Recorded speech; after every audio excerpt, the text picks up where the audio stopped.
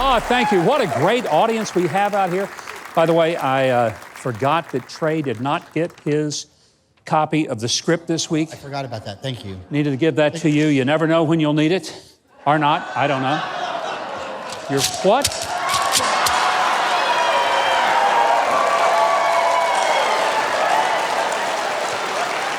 You know, I've always worried about this guy.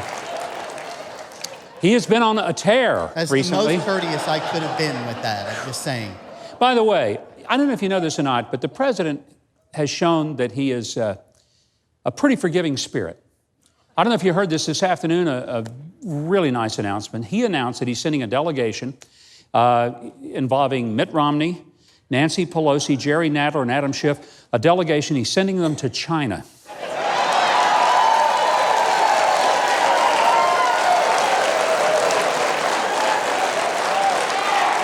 It's called the No Hard Feelings Tour.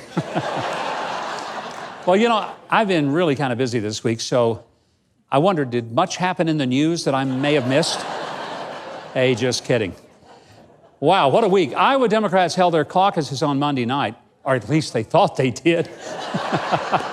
I mean, here's the party that wants to run the country. They proved they couldn't organize a 2-car funeral, run a 1-monkey circus, boil water, or take a simple show of hands and phone in the results of it.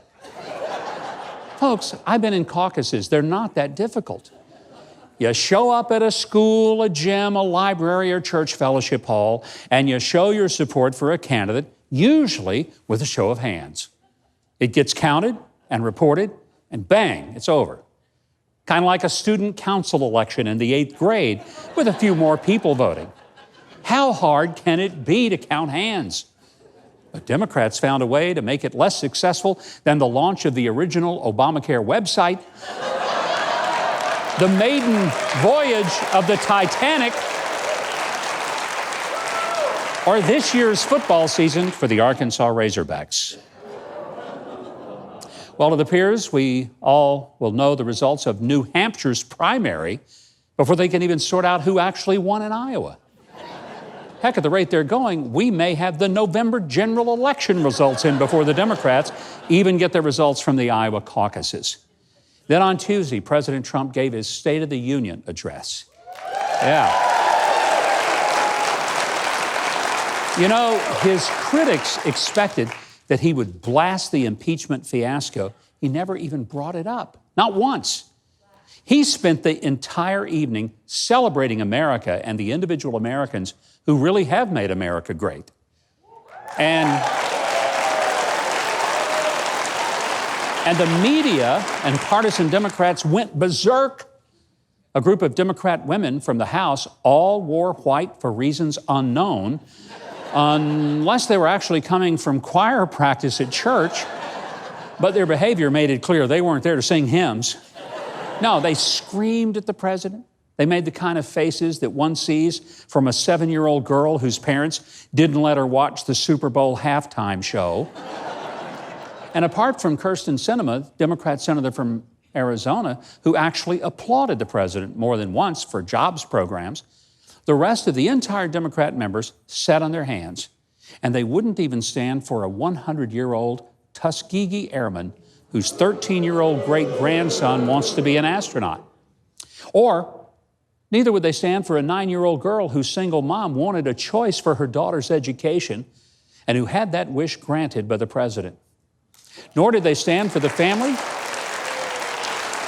of a young lady who had been tortured and murdered by Islamic radicals directed by General Soleimani, who then was taken out by an airstrike ordered by the president.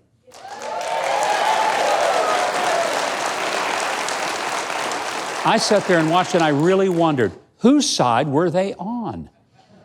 And then the Democrats went into nuclear meltdown when the president honored longtime radio host Rush Limbaugh with the Medal of Freedom just a day after he had disclosed that he had stage 4 lung cancer.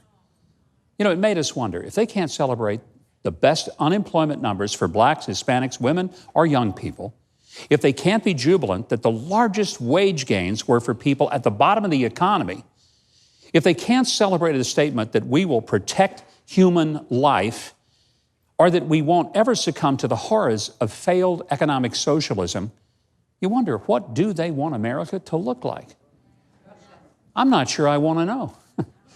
And when it ended, House Speaker Nancy Pelosi childishly and angrily, just like Trey, tore the president's speech in pieces and then tossed it aside as her final demonstration of her public snit. Well, the next day, the long, expensive, and divisive impeachment scam was finally over as the president was fully acquitted of both of the farce charges.